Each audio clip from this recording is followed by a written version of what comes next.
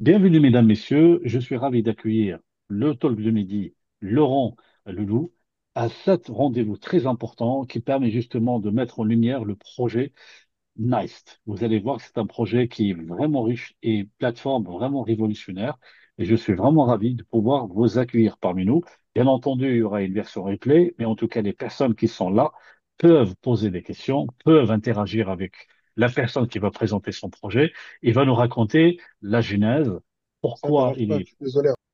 pourquoi il est venu dans il est venu dans le projet et quel est son retour et l'agenda de ce projet-là pour les prochaines années à venir. Bienvenue à toi, Laurent. Tu es une Merci personne, Mehdi. j'ai appris à te connaître par l'intermédiaire d'un livre. J'étais à la FNAC, je me rappelle comme c'était hier. J'étais en train de collectionner tous les livres de la blockchain, de tous les acteurs français, et j'ai vu un livre que tu as fait, tu vas en parler tout à l'heure, ce que tu as présenté, j'ai trouvé Laurent Leloup, commenteur du livre. Super important. Écoute, bienvenue à toi. En commençant, est-ce que tu peux te présenter, s'il te plaît? Oui Mehdi, avec plaisir. Tu sais, je suis pas très coutumier de ce genre d'exercice, mais aujourd'hui je vais faire une exception. Voilà, moi j'ai démarré il y a quelques décennies déjà dans le monde du travail, après avoir fait des études relativement rapides, bac, quelques études de droit et quelques études de finance et marketing. Ensuite, j'ai enchaîné sur environ 25 ans dans la finance d'entreprise. Et puis, Bien. après la création d'un média dans les années 2000, j'ai découvert la blockchain, la crypto, le Bitcoin, des choses que je connaissais absolument pas à l'époque. Tout au moins, j'avais simplement entendu parler, mais sans plus. C'était en 2013-2014. Et puis là, je me suis dit, Mais t'as un parcours académique. Tu es un bachelier, tu as fait des études avant de oui, faire un saut en 2013-2014. oui, oui, bien sûr, oui, oui. J'ai une maîtrise en finance et marketing, et puis j'ai fait un peu de droit aussi. Mais bon, ça, c'est un épisode relativement ancien, donc D'accord. je le mets un peu de côté. Et puis, donc effectivement, après cette carrière d'environ 25 ans en finance d'entreprise, et après avoir créé un média à destination des professionnels du chiffre, donc les comptables, experts comptables, etc., j'ai découvert donc la blockchain. Et là, je me suis Très dit, bien. si je veux que mes lecteurs comprennent ce qu'est la blockchain, il faut que moi-même je comprenne. Donc, j'ai commencé à lire beaucoup et j'ai commencé à regarder un peu ce qui se faisait sur le sujet. Et puis, dès 2014, après avoir compris un peu ce qu'était la blockchain et la crypto, j'ai organisé des premières conférences en France sur le sujet. Et là, j'ai croisé la route de plein de gens qui aujourd'hui sont comme moi dans ce même univers et qui étaient en plein boom, je dirais, à l'époque. Et puis, depuis 2014, donc, bah, ça s'est jamais arrêté, hein. J'ai organisé les premières ICO en France. J'ai travaillé un peu et accompagné sur les sujets de la loi Pacte, de la loi blockchain, du visa ICO de l'AMF, enfin différents sujets sur lesquels j'ai Je tiens travaillé. juste à préciser pour les personnes qui vont nous écouter, c'est qu'en 2014 jusqu'à 2017, c'est une période où, à chaque fois que vous allez avoir dans une conférence le mot blockchain, ça attire les foules, ça attire les intéressés, alors que la Oui. blockchain était avec le white paper du Bitcoin à partir de 2008, quand même 2009, on a commencé à avoir les premières transactions. Comme j'ai vraiment envie de revenir dans le passé, d'acheter beaucoup de Bitcoin à l'époque, franchement. Mais en tout cas, la plupart des conférences qu'on a vues n'étaient pas nombreuses, hein, attention, hein, il y avait très peu de conférences, et surtout ceux qui ont eu la parole se comptaient sur le doigt d'une main. 2015, 2016, 2017. Et d'ailleurs, à cet anniversaire, j'ai envie d'avoir ton avis. Il y avait beaucoup d'ICU, et après, ça a été le coup d'arrêt. Quel est ton recul par rapport à ça? En fait, oui, dans les années 2000, bon, moi, quand j'ai démarré les ICO, c'était en 2015. Les premières ont été un vrai succès. Bon, certaines n'ont pas réussi, hein, c'est la loi des nombres, hein. Mais celles qui ont réussi ont très bien performé. Il y a eu des montants qui ont dépassé les 25 ou 30 millions d'euros à l'époque. Euh, et, et en fait, ce qui s'est passé, c'est simplement le problème de la quantité par rapport à la qualité, quoi. C'est qu'à l'époque, avec un PowerPoint, on levait 5 millions, 10 millions. C'est vrai qu'à l'époque, j'aurais dû faire une ICO. Aujourd'hui, le problème serait réglé. Mais bon, j'étais plutôt un accompagnateur et un consultant, donc c'était pas mon rôle de créer moi-même une opération. Et puis, bien évidemment, avec la quantité, on a eu énormément de problèmes. Il y a des gens qui lançaient des ICO et qui partaient avec l'argent, c'est une catastrophe. Donc, C'est vrai. le Donc, il y marché avait de s'est... l'abus. Il faut dire aussi que le rôle Ouais, de ouais, il y avait l'État, de l'abus. le rôle de l'État régalien, le rôle d'un État régalien, c'est de protéger les petits porteurs. Donc, lorsque tout le monde a dit ne vous mêlez pas, on sait ce qu'on fait, c'est une nouvelle technologie, lorsqu'il y avait des plaintes des petits porteurs, ça a intéressé les régulateurs, les États, en disant nous ne nous permettrons pas que des petits porteurs se font. Les petits porteurs, c'est des petits actionnaires, des petites personnes qui se sont fait flouer. On veut regarder de plus près ce qui se passe. Et à partir de là, il y a des gens qui ont dit vous touchez l'innovation, vous mettez votre nez là où il ne faut pas. Mais en fin de compte, c'était important parce que lorsqu'on lève des fonds, il faut absolument dire début, fin. Et il y avait des projets auxquels on lève des fonds, on ne sait pas quand ça se termine. Et lorsque ça se termine, on ne sait pas où c'est les fonds. Il y a des personnes malveillantes dans tous les mondes, dans la finance, et tu es bien présent dans la finance. Il y a toujours des petites personnes qui brillent par leur esprit mal tordu et que finalement entachent la réputation de tout l'écosystème. Je te laisse poursuivre. Oui, c'est ce qui s'est passé. C'est ce qui s'est passé. Effectivement, le marché s'est naturellement effondré en 2017. Et puis bon, comme toujours, on a toujours ces fameux cycles de bear market ou de bull market. Et à l'époque, la crypto était pas à son mieux au niveau valeur. Et effectivement, tout ça conjugué et coordonné avec la problématique des ICO a fait que le marché s'est naturellement effondré. Et il n'a pas redécollé avant 2022-2023 parce qu'après, on a eu malheureusement le problème avec le Covid et ça n'a pas redémarré avant effectivement 2022, quoi. Donc en Mais fait, les il y avait une IC conjugaison. Il y avait une conjugaison de ouais, mauvais vraiment. éléments. Ouais, vraiment, vraiment. Le marché qui s'effondre par lui-même parce qu'il y avait trop de mauvaises choses qui se passaient. Et puis ensuite, la crypto qui n'était pas à son mieux. Et puis ensuite, le Covid. Enfin, bon, tout ça a fait que les ICO se sont pas mal effondrés et n'ont repris que depuis peu, quoi. Mais les opérations ICO restent des opérations extrêmement intéressantes pour les entreprises parce que ce sont avant tout des opérations de communication et de marketing, avant des opérations financières. C'est la rencontre entre une entreprise et sa communauté. C'est magique. Et ça, on ne le retrouve C'est pas dans vrai. les levées de fonds comme une levée de fonds classique sur action, par exemple. C'est quelque chose de complètement différent, la ICO. C'est ça qui fait qui fait ce côté un petit peu magique et participatif, quoi. Magnifique. Je vois que tu as un superbe fond d'écran qui quand même nous renvoie vers le futur. Donc on va rentrer dans le vif du sujet sur le projet. Une petite transition. Toi qui avais quand même le recul d'un financier, tu as mis un pas et plusieurs orteils dans une technologie pour avoir les deux casquettes, aussi bien commerciale, surtout financière, ce qui permet justement d'avoir la légitimité de la solidité d'un projet, et aussi une technologie émergente par laquelle tu as mis ta participation pour la comprendre et la démocratiser avec un livre. Et d'ailleurs, tu étais sur les plateaux de télé, BFM, BFM Business et autres. Qu'est-ce qui a fait que maintenant, avec ton recul, tu as dit, ça, c'est un projet qui me permet, je te souhaite la vie longue, attention, mais qui me permet de finir ma vie avec un projet et le développer. Qu'est-ce qui a fait que ça a matché?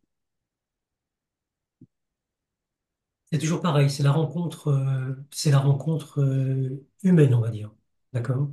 On dit toujours que dans un projet, ce qui compte d'abord, c'est l'équipe. C'est vrai. Surtout Bon, maintenant.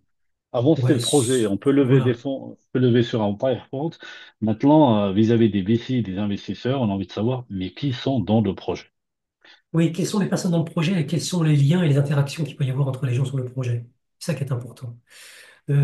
Si on voulait refaire la jeunesse très rapide de Nice, Nice, c'est avant tout la rencontre de deux personnes. C'est la rencontre de Salim et Omar, qui en 2021 se sont dit, tiens, dans le Web 2, on pourrait faire quelque chose de nouveau. Et Omar, de son côté, dit, tiens, dans le Web 3, on pourra peut-être faire quelque chose de nouveau aussi. D'accord. Salim était un professionnel du transport routier depuis de très très nombreuses années.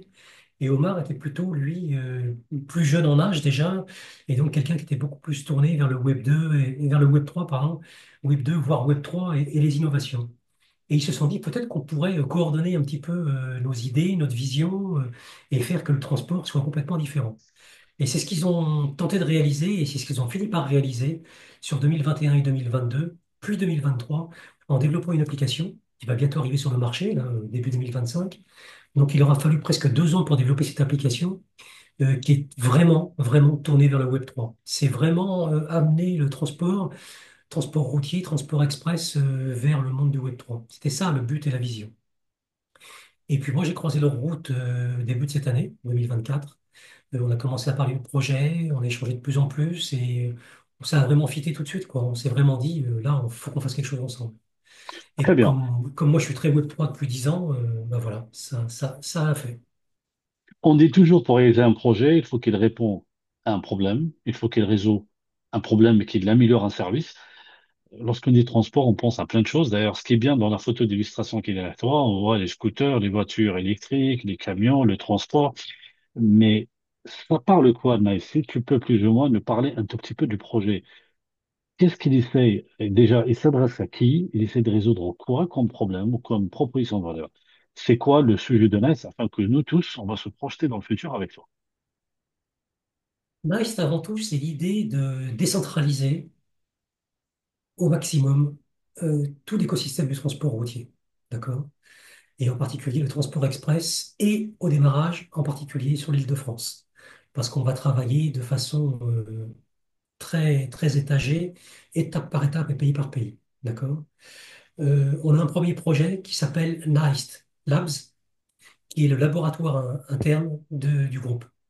NICE Labs va être chargé de travailler sur tous les projets novateurs qui vont être liés au groupe, et en particulier au démarrage sur tout ce qui va être blockchain et IA. À partir de là, on va commencer à mettre en place tous nos systèmes, aussi bien technologiques que communautaires, autour de ces différentes technologies. Ensuite, début 2025, on va dire premier trimestre 2025, on va lancer NICE Express, qui est donc la division qui va porter tout le projet transport. Ça, c'est la première D'accord. chose que l'on va faire. Et on va s'arrêter là. Parce qu'ensuite, si on veut énumérer les différentes divisions, au total, on en a sept, hein. Donc, on en a cinq autres. On va avoir NICE Car, qui va être la filiale VTC, NICE Food, qui va être la filiale chargée de faire de la livraison alimentaire, aussi bien les courses que les repas. Nice Air et Nice Sea qui vont être la même chose que Express, mais dans le monde aérien et maritime. Et Nice Service qui va être en fait une division qui va être chargée d'aider les partenaires, d'aider nos clients sur différents services, mais également aider les communautés publiques, parce qu'on va travailler beaucoup également avec le particulier. Et tout ça, ça s'englobe dans un projet auquel on a rattaché quelque chose de très important pour nous, c'est la charte RSE. On peut pas faire demain, on peut pas construire demain Nice sans penser à nos responsabilités aussi bien sociales qu'environnementales. Ça veut dire Très bien. on veut vraiment mettre au cœur de notre sujet la formation de nos partenaires, la formation de nos employés, le respect de la diversité, le respect de l'environnement et mettre donc de la durabilité partout. Voilà, c'est ça Nice. Et le tout décentralisé et participatif. Et c'est grâce au Web3 qu'on va pouvoir le faire. Donc, si je comprends bien, c'est tout un une proposition de valeur, c'est tout un groupe. Mais on va commencer par la proposition Nice qui est vraiment pour remplacer les VTC. Est-ce que tu peux me dire un mot? Parce que je sais que la plupart des chauffeurs n'ont pas forcément la solution adéquate. Ils ont la plateforme Uber qui est un peu décrite comme des numéros. Et ils n'ont pas forcément le pouvoir d'aller agir envers elle. Donc, on va commencer, lorsque tu vas structurer le projet NICE dans sa globalité, on va commencer par quoi? Par quelle brique vous allez commencer et après les briques suivantes? Nice Labs, comme je le disais, a déjà été lancé. Ça veut dire que là, c'est le laboratoire interne dans lequel on a déjà les employés, des collaborateurs qui travaillent sur les aspects blockchain et intelligence artificielle. De l'autre côté, on a bien évidemment une équipe Web 2 qui travaille également sur l'application, qui va être dotée par une app Web 2. On va décentraliser également, donc format Web 3, dans le courant 2025. Et ça va être Nine Express qu'on va lancer dès début 2025. Ça, c'est les deux premières briques. D'accord. Ensuite, la division Car, donc qu'on pourrait appeler VTC, et la division Food, pour tout ce qui est nourriture, elles vont être lancées soit fin 2025, soit 2026, pas avant. Tout simplement parce qu'il faut asseoir les divisions les unes après les autres, parce qu'on a quand même un écosystème qui est extrêmement important dans le monde du transport. C'est là où on a le plus de monde aujourd'hui et le plus de demandes. Donc on doit d'abord mettre en place cette première division pour ensuite asseoir les suivantes. J'ai pas dit qu'on n'avait pas de demande sur le VTC et donc sur la filiale CAR, parce qu'on a aujourd'hui énormément de partenaires qui veulent travailler avec nous. Mais c'est une autre application qu'on a déjà commencé à développer, qui ne sera développée qu'à environ mi-2025.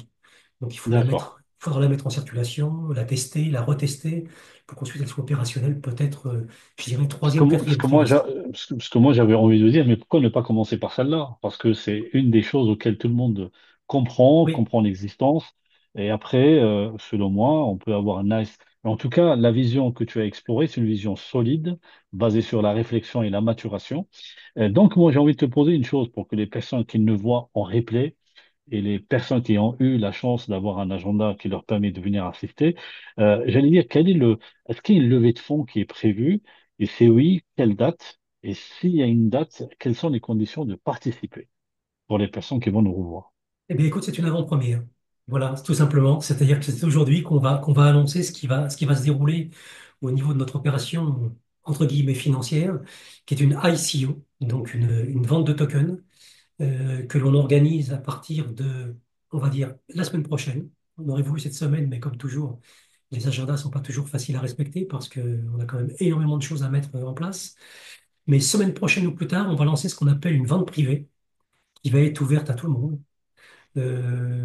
sauf limitation bien sûr des pays qui sont exceptés, hein, parce que il y a une liste aujourd'hui de pays avec lesquels on ne peut pas travailler. Donc il va y avoir bien évidemment un KYC qui va être organisé pour savoir qui est qui dans la vente de nos tokens. Bien sûr. Mais on va faire une vente privée qui va être ouverte avec une whitelist, donc une liste blanche en français dans le texte, qui va être organisée sur un site web qui nous appartient, que l'on maîtrise, et whitelist sur laquelle on va pouvoir déposer son nom, son prénom, son adresse mail, éventuellement son adresse de wallet et le montant qu'on veut souscrire. Et à partir de là, ensuite, on recontacte les personnes une par une. Et donc, il y a de l'humain derrière tout ça. Ça ne va pas être une machine. C'est nous qui allons contacter les personnes une par une en disant, voilà, merci de nous rejoindre. Combien vous souhaitez souscrire? Est-ce qu'on peut vous envoyer vers un lien sur lequel vous allez pouvoir souscrire officiellement par carte bleue, par crypto, par stablecoin, etc., par Et virement? vous faites comment le KYC? Parce que quelque part, le KYC, c'est comment vous allez vous appuyer sur une entreprise Oui. associée? Oui, D'accord. on a un partenaire avec lequel on travaille qui va effectivement enregistrer le KYC de la personne comme on fait dans une application bancaire ou une application sur un exchange, hein, simplement. Et là, il va y avoir une vérification de passeport, d'identité, via un passeport ou une carte d'identité, et puis également l'adresse et de domiciliation, parce qu'on veut être sûr que la personne habite bien, soit bien domiciliée dans un pays qui n'est pas exclu dans le processus ICO. Parce qu'il faut savoir que notre opération va être mise en conformité avec MiCA, qui doit se déclencher le 30 décembre, hein. On ne va pas aller chercher un visa ICO sur les conseils de nos conseillers avocats. On va plutôt aller chercher une conformité MiCA, simplement en diffusant et en publiant notre livre blanc et en l'envoyant directement à l'AMF, qui est notre régulateur. Voilà. Donc, D'accord. après cette vente privée, qui va durer environ 45 à 60 jours, ce qui est relativement long, mais on voudrait y associer tous les partenaires transporteurs qui vont nous rejoindre dans les semaines qui vont venir. Et on voudrait que cette opération soit un vrai succès. Après cette vente privée, il y aura ensuite trois pré-sales, donc trois avant-ventes qui vont se dérouler sur à peu près un mois chacune.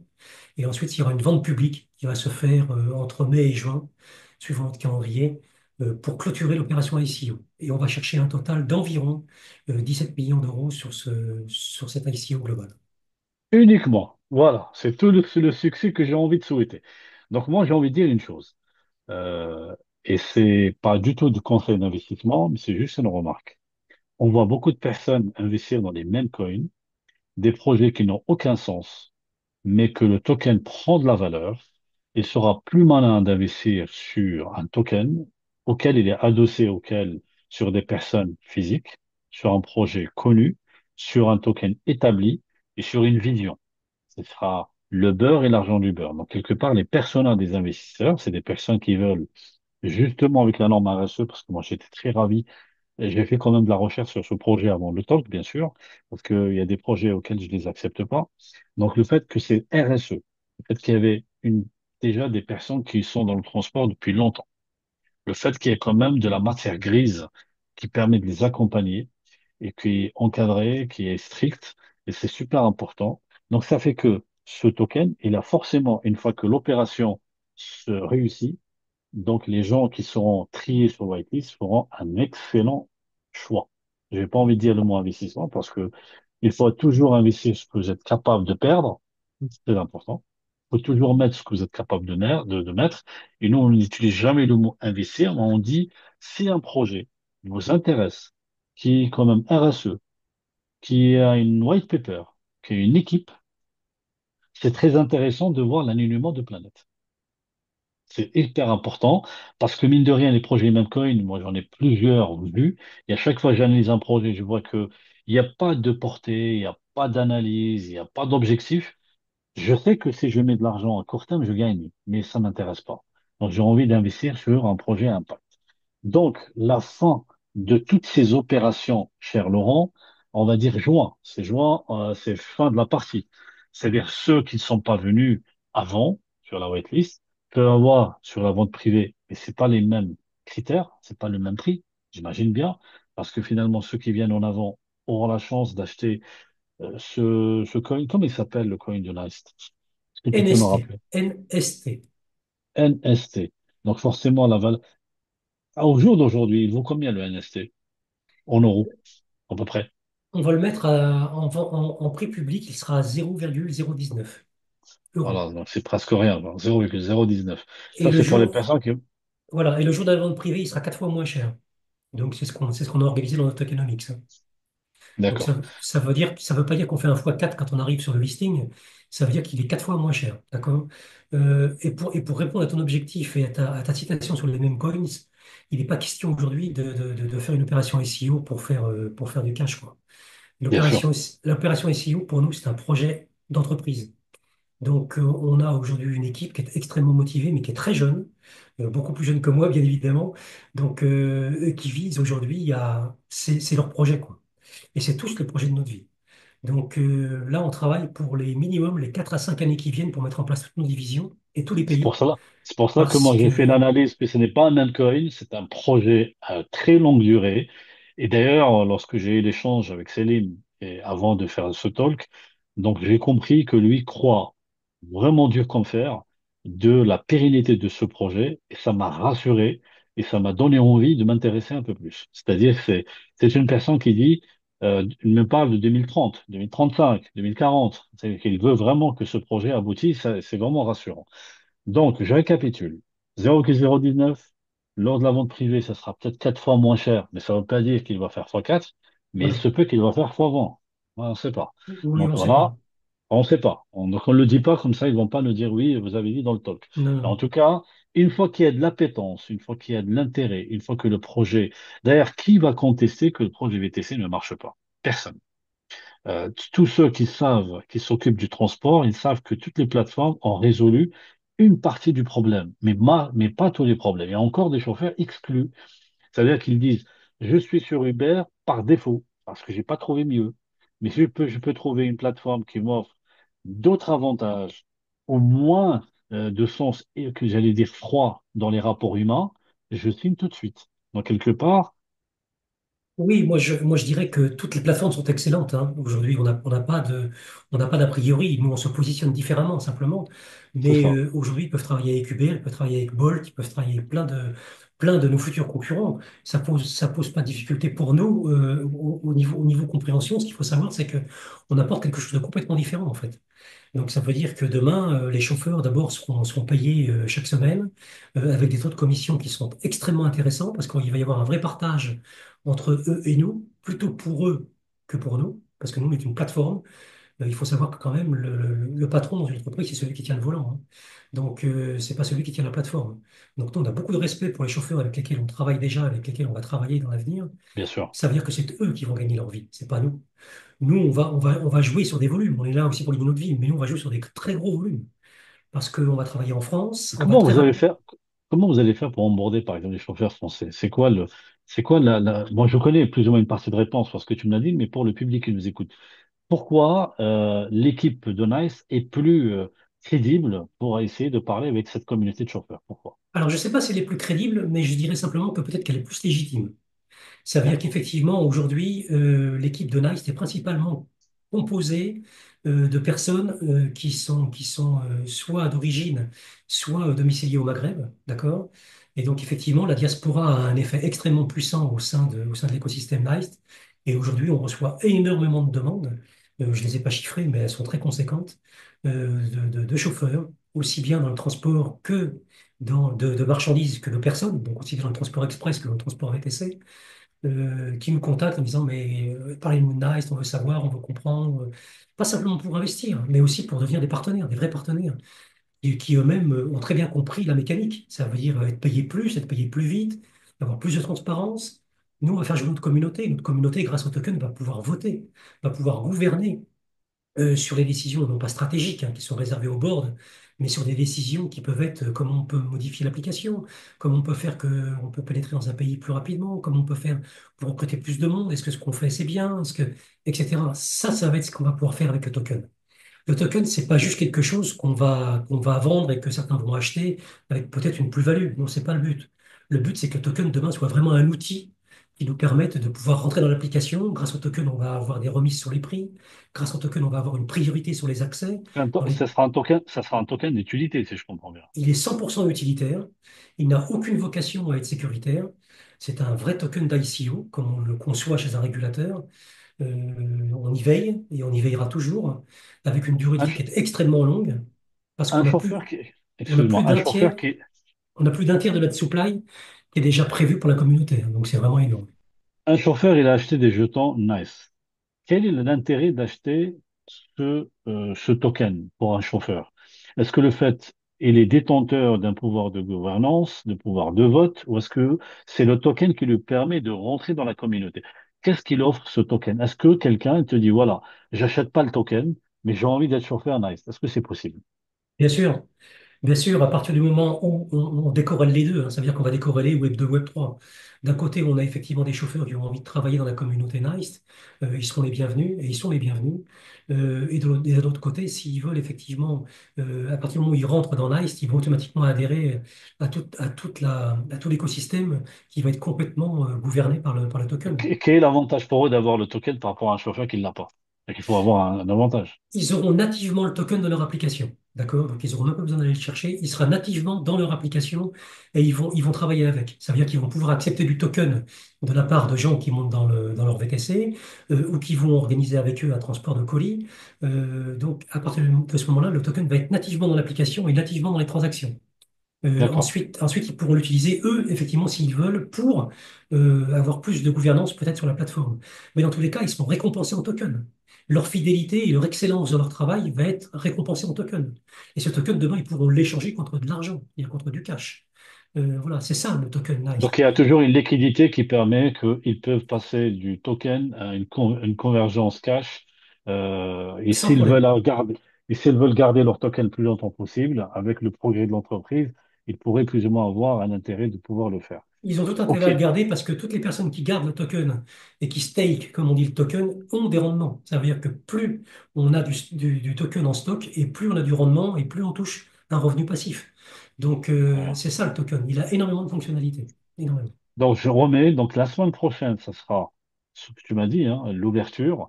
Et ça va démarrer à partir de la semaine prochaine. Jusqu'à quand? Afin de les personnes qui peuvent venir mémoriser cela. Donc, à partir de la semaine prochaine, vous allez C'est-à-dire commencer à faire. ouais, jusqu'à mi-janvier, fin janvier, grand maximum. 45-60 jours à peu près. D'accord. Donc, fin janvier, c'est terminé. Hmm. Après, ça sera forcément les ventes publiques, si je Ça comprends sera bien.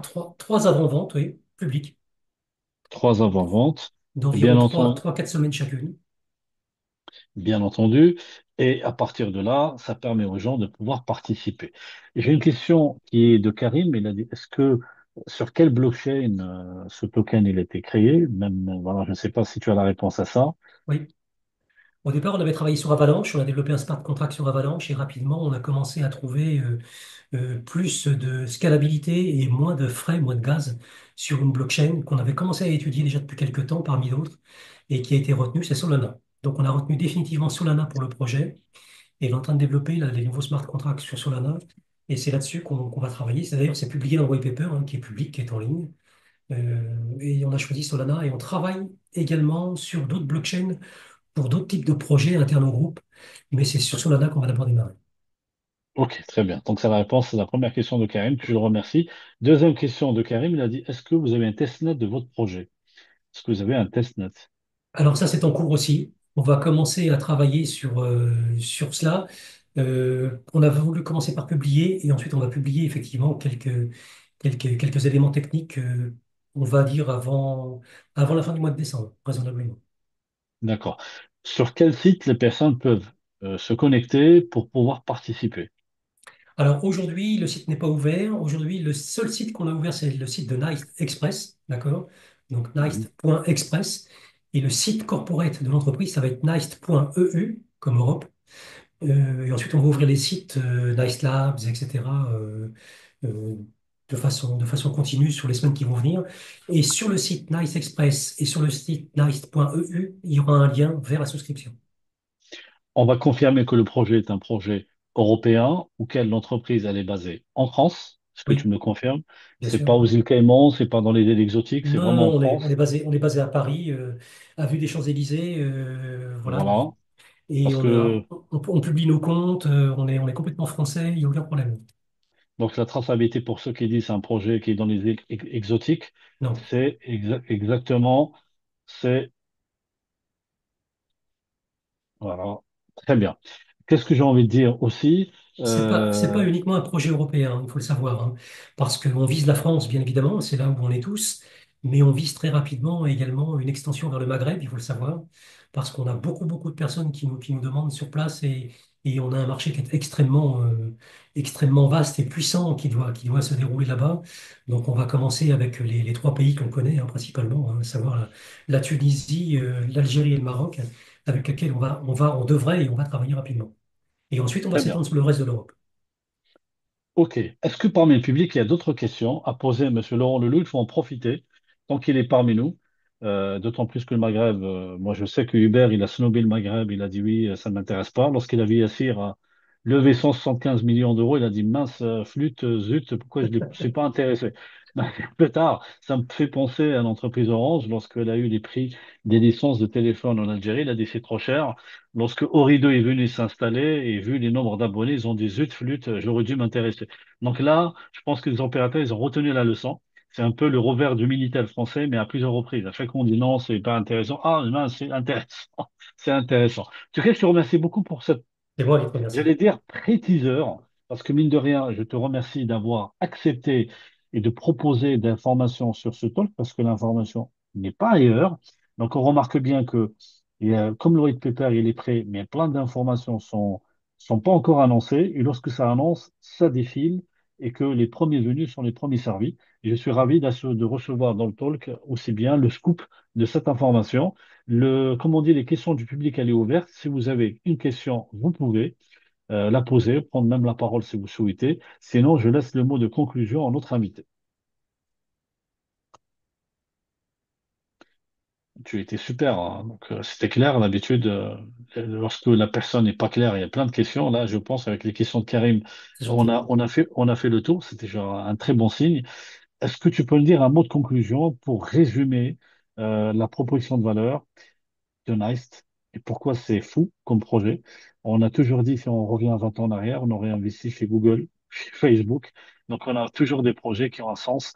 Et d'ailleurs, pour les autres projets, avec le programme d'Avalanche 9000, ils ont pas mal de projets d'encourager les projets. Là, ça sera intéressant d'en discuter en dehors de ce talk sur ça, parce qu'il faut absolument explorer toutes les blockchains. Et d'ailleurs, Solana, c'est une blockchain qui a permis de voir l'émergence d'énormément de projets ces derniers temps.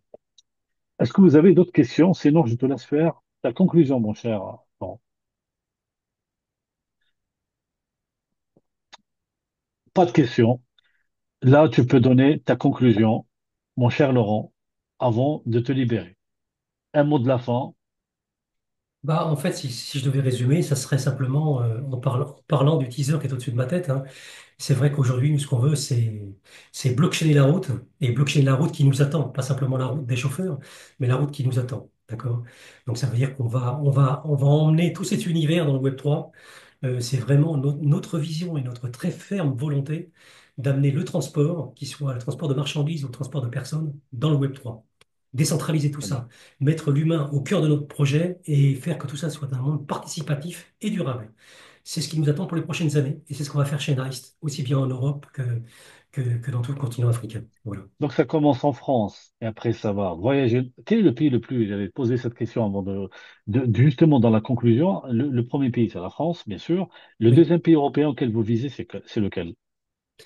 Si on devait parler Europe, on dirait simplement les pays francophones. Donc on a la Belgique, le Luxembourg, et puis ensuite D'accord? on a l'Allemagne, et ensuite on a l'Espagne et le Portugal. D'accord. C'est pas dans l'ordre, hein, mais c'est ce qu'on vise. Et puis très certainement l'Italie aussi. Mais ce qu'on vise avant tout aujourd'hui, c'est le Maghreb. parce qu'on a une communauté qui est extrêmement forte et puissante sur place et on a Ah, une foultitude de contacts qui nous attendent de pied ferme. Et on a commencé à mettre en place des ambassadeurs dans différents pays qui commencent à nous représenter et à parler de notre projet. Donc ça va aller très très vite dans les semaines qui vont venir. Et c'est ces pays-là on va très vite conquérir. Je parle de la Tunisie, du Maroc et de l'Algérie. très bien, je serai sur Alger bientôt. Je pense que je vais revoir Selim, mais en tout cas, je serai ravi d'interagir avec la communauté là-bas, parce que c'est un événement africain, et on pourra faire un retour. En tout cas, je suis vraiment ravi de t'avoir reçu, cher Laurent. Merci pour Et la moi, clarté de ton message et surtout de ta transparence. Et on souhaite bien entendu toute la réussite à ceux qui présentent leurs projets, qui passent. Et d'ailleurs, il y a pas mal de pépites qui sont passées par le talk depuis 2 ans, ouais, et tout par à laquelle fait. beaucoup ont réussi à lever des fonds, attirer la clientèle. Je suis assez ravi. Parfois, j'invite des personnes qui ont été connues, mais parfois, j'invite des projets qui ont été lancés dans mon talk. Et C'est franchement, je bien. suis vraiment ravi et ça Ouais. fait plaisir. Et donc, le projet NICE, je serais ravi de le voir émerger. Sur ce, cher Laurent, je te remercie beaucoup. Je remercie Merci, les Mehdi. personnes qui ont eu l'agenda qui leur permet d'assister. Et bien entendu, juste après, je te renvoie la vidéo afin de pouvoir la diffuser pour le replay. Je te souhaite une excellente fin de journée. Merci beaucoup à toi, Moi Laurent, aussi. d'avoir répondu présent et je te dis à très Merci. vite. Et merci à tout le monde. À bientôt. Au À revoir. bientôt.